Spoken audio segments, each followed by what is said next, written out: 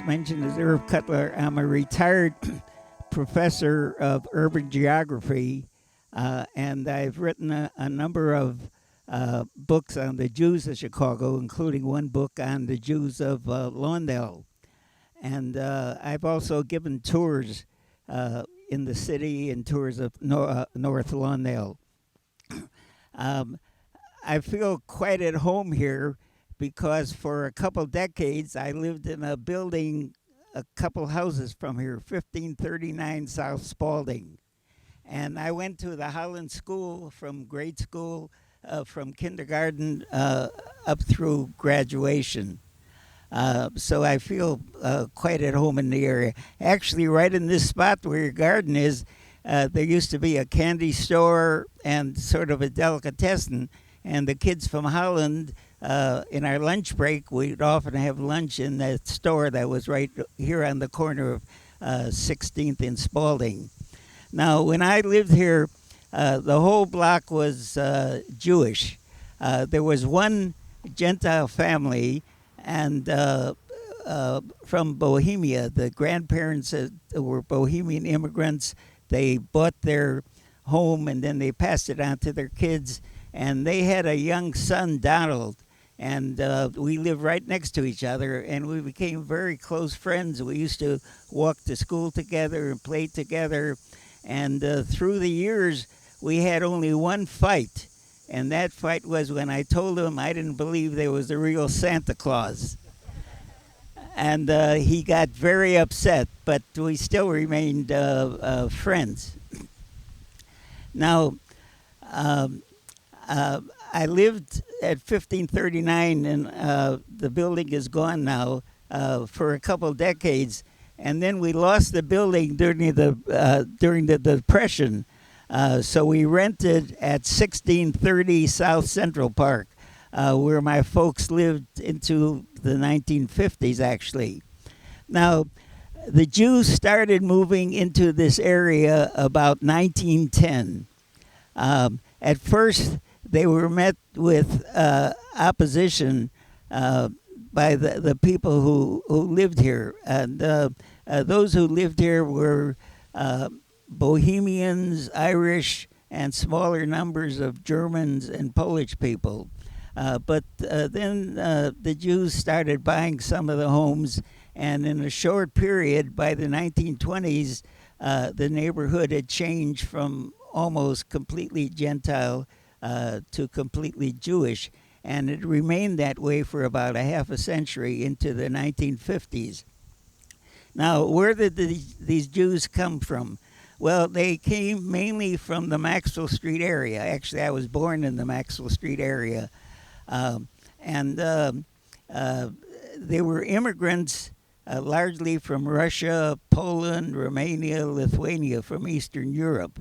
And when they worked their way up a little bit out of the Maxwell Street area, they started buying homes here, and they moved into this area, and they built a very active, vibrant community.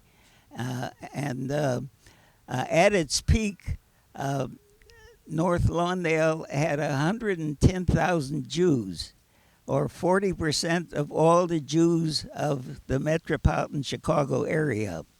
And they built a great variety of institutions. There were some 70 synagogues in the area.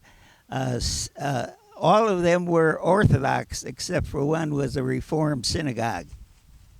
Now, among the buildings that they built through the years or bought, right on the corner of Kedzie and Ogden, there was the Douglas Park Auditorium, which the Jews bought in the 1920s from the Bohemians.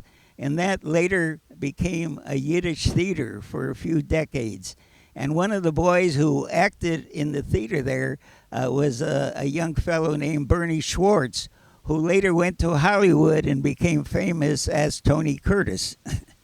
Now, they built a number of institutions around Douglas Park. The Orthodox Jews of North Lawndale built Mount Sinai Hospital, which I think you're all familiar with, which is celebrating its 100th anniversary this year. And it's still being partially supported by the Jewish community. A couple blocks from here on 16th Street, some of you remember the TV personality and football announcer Irv Cutler. He lived on 16th Street, just about 2 blocks east of here. And on Albany, the Jews built 4 major institutions.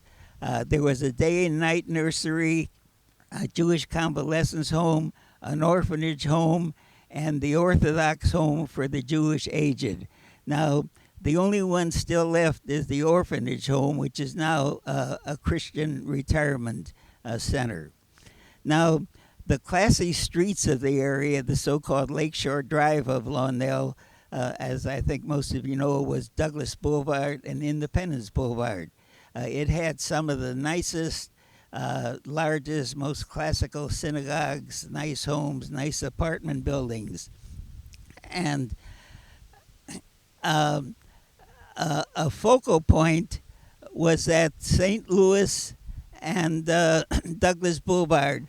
On one corner was the Hebrew Theological College, which through the years ordained about 500 Orthodox rabbis who worked in the Chicago area and in the Midwest. And on right across the street of it was the most used institutional building in the area for the Jewish community. It was called the Jewish People's Institute, the JPI. And it had a great collection of classes in Hebrew, Yiddish, English. It had a very good library. It had dancing classes, a gym, a swimming pool, a Jewish museum, a library. It had a restaurant called the Blinz's Inn. And what it was best known for, nostalgically, was that every Sunday in the summer there was a dance up on the roof garden dance. And Jewish people would come and dance under the stars. And I must have met about 25 couples who met at the roof garden dance. A few years ago, I met an elderly woman from Elgin, Illinois, which is about 40 miles out. And she said when she was a young lady, every Sunday in the summer, she and her girlfriend would take the electric train into Chicago to attend the roof garden dance at the Jewish People's Institute because there weren't many eligible young Jewish men in Elgin. And she said she came and she came and she danced until she finally caught one up there. Now, the building is the Lawndale Academy. It's a public elementary school, but it's on the National Register of Historic Landmarks because of all the history connected with it and all the people that used to go there. The main commercial street for the Jewish community was Roosevelt Road. And between what is now Pulaski and Kedzie, there were 6 motion movie theaters. From west to east, there was the Lawndale, later called Arena, the Independence, the Central Park, the 20th Century, the Gold, and the Circle. They're all gone, as you know, except the Central Park building is standing, and I think it's vacant right now. On Roosevelt Road, there were many Jewish-style restaurants, some of them kosher restaurants, kosher butcher shops. There were 4 Jewish bookstores, and there were 3 gambling places. The most famous was by Kedzie and Roosevelt. It was known as Zuki the Bookie. And Zuki actually got shot and killed in front of his place. Now, among the people that became fairly prominent who lived in the area. There was at Kedzie in Ogden, there was a little restaurant called the Ogden Huddle, which was run by a man named Eli Schulman. He later started Eli's Cheesecake, which I think you've all had a taste of. The At 1128 South Francisco, the King of Swing, Benny Goodman, lived. And he had a major band, and he was one of the first big bands to integrate. At On Independence Boulevard, just south of Roosevelt, Barney Balbin lived. Some of you who are older remember the Balbin Cats movie theaters. They owned about half of the theaters in Chicago, including virtually all of the big ones. He later went to Hollywood and became president of Paramount Pictures. So you had quite a few Jews who became judges or quite prominent in other fields. But the most famous Jew who lived in the Lawndale area was a woman by the name of Goldie Meyer. She worked as a librarian at the Douglas Park Library, and later she emigrated to Israel, and she became the Prime Minister of Israel. So these are some of the people who came from this area. At Holland School, a few years before I went there, there was a fellow named Shelley Berman who later became quite a comedian, nationally known for his satire. And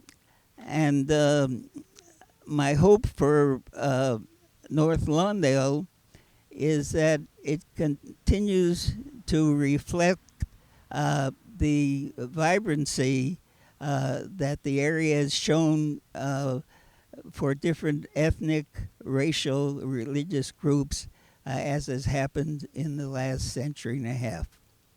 Thank you.